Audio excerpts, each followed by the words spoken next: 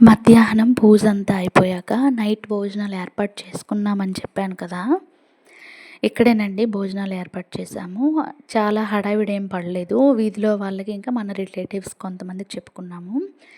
Rice, రసము, ఇంకా veg పులావు, chicken fry, ఇంకా మటన్ ఫ్రై, వీటితో పాటు అమ్మవారి దగ్గర పెట్టుకున్నాం కదా అరటిపండ్ల గెల, అవి కూడా భోజనాల్లో పంచిపెట్టాము.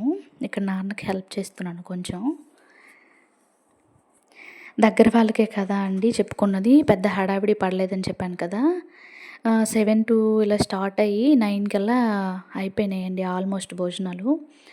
ఇగోండి నేనే హెల్ప్ చేస్తున్నాను. మన పని మనం చేసుకోవడంలో తప్పేం లేదు కదా. అంత సవ్యంగానే జరిగిపోయిందండి. చాలా హ్యాపీ అనిపించింది దేవుడి దయ వల్ల.